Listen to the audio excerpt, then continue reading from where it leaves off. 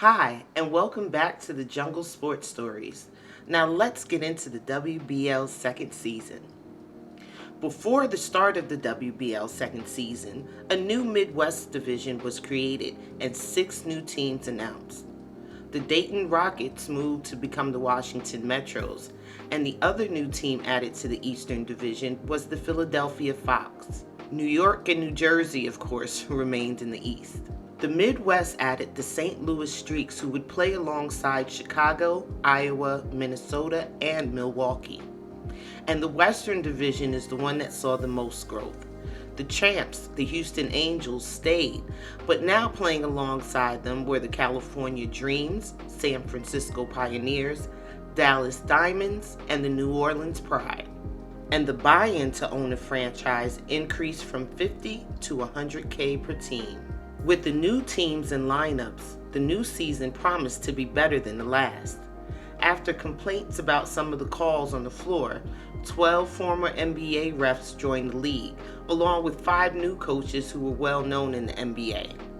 Dean the Dream Meminger, Butch Van Brendekolff, Nat Frazier, David Wohl, and Larry Costello.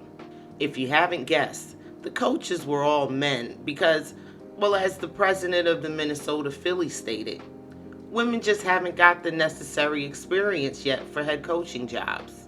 The statement couldn't have been more untrue, as there were plenty of women coaching college basketball. They just refused to leave their cushy, well-paying positions for a startup league who hadn't turned a profit yet. I mean, they still had bills to pay.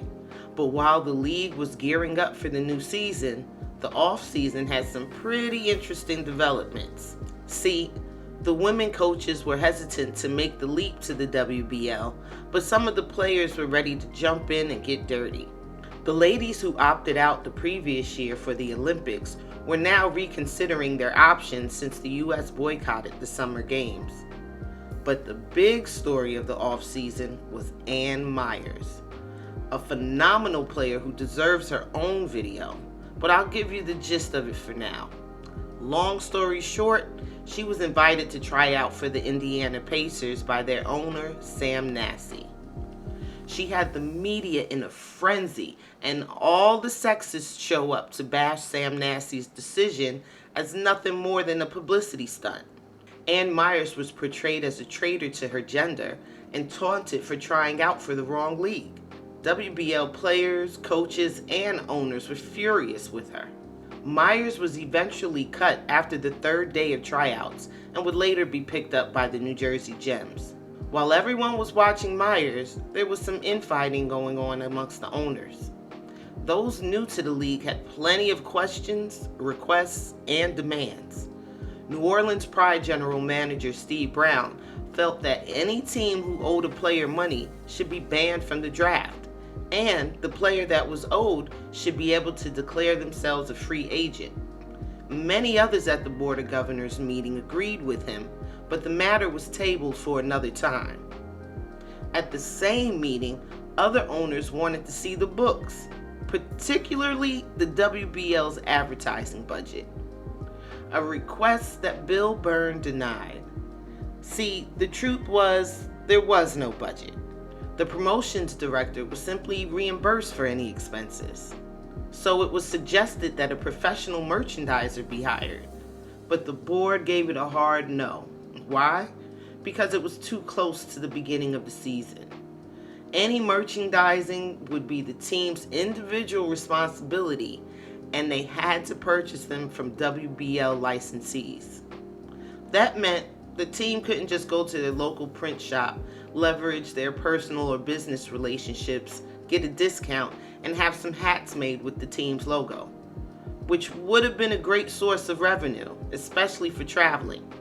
But the team simply didn't have the funds to follow the rules, and when they suggested they take care of the merch themselves, the WBL VP Dave Olmstead told them that the logos and names were the property of the WBL, who would take all necessary steps to stop them. Now, the owners were pissed at the WBL management and began firing shots at founder Bill Byrne. He chose to move the headquarters from Chicago to expensive New York City, a move that most saw as a complete waste of money. There was no TV contract, so why make such a costly move and pay high New York rent for an office space?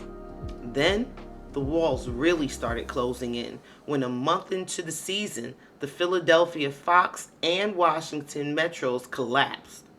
Dave Wohl, Philadelphia's coach, insisted that the financial mismanagement started right at the top with Byrne.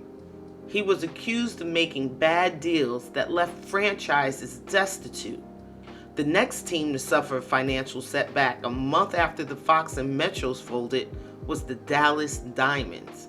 The other owners quickly called an emergency meeting when they heard the announcement and found a new owner to step in. They knew the league couldn't take another loss, and the media was already circling, waiting to see if this experiment of the women's professional league would fail. Remember, the public still has some pretty puritanical views when it came to a woman's place in society, and sports was not supposed to be one of them. Basketball was still seen as a man's game, and there were plenty of people, including women, praying for the league's downfalls just to prove themselves right. The New York Post wrote an article indicating that Bill Byrne would be impeached during the All-Star break, and everyone sat and waited. All-Star Weekend came and went without anything happening to Byrne, and the game was held at Chicago's Alumni Hall on January 30th, 1980. The East, led by New York coach Dean Meminger, and the West, led by Iowa's coach Steve Kirk, met up for the showdown. The game was broadcast nationally on cable TV, and both coaches agreed that it was exciting. The high scorers were Machine Gun Molly and Alfreda Abernathy with 25 and 22 points respectively for the West. Charlene McWhorter scored 31 points for the East before fouling out, but her gameplay earned her the MVP title. The season continued to roll along with most of the owners satisfied that Byrne would make the changes necessary to continue operating. Playoff season came around, and the Iowa Hornets and New York Stars eventually found themselves battling it out for the championship title. Ultimately, the New York Stars, with Pearl Moore and Janice Thomas spearheading the charge, won the series 3-1. The final score was 125 to 114. While the season was over, Byrne's troubles were just beginning. Owners were holding private meetings to address the league's cash flow problems without Byrne's present. They concluded that it was time to hand over the league's management and operations to an executive committee made up of 3 team owners: Vince Gennaro of the St. Louis Streaks, Larry Cooper of the Chicago Hustle, and Robert Milo of the New Jersey Gems. When Byrne got word of what went down at the meeting from a loyal staffer, he wanted to resign from the league he started. Steve McCarthy, New York Stars owner, instead suggested the New York Stars move into the expensive WBL offices and hire Byrne as the general manager. But Byrne saw the writing on the wall, and he knew that the league was over it. So after the Board of Governors held their meeting that June, Byrne simply walked away with only his briefcase. See, Byrne probably didn't put up much of a fight because he would have lost.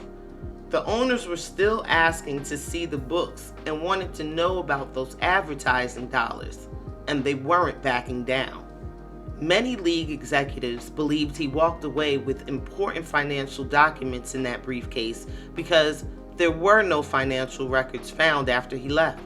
Anything outlining the merchandising revenue being received was gone, which is one of the reasons the league wanted Byrne gone. They long suspected that he was receiving money and not properly distributing it between the teams. Byrne was accused of mishandling $800,000 in league funds by the Chicago Sun-Times. But he insisted the mishandling was done by the sketchy investors. Some of the investors were going to jail for other shady deals, and others owed amounts so large they were banking on the league to fold so they didn't have to pay back the money they borrowed. No matter who was to blame for the league's woes, Season 3 would prove to be the culmination of all that was wrong with the WBL. See you in the next video.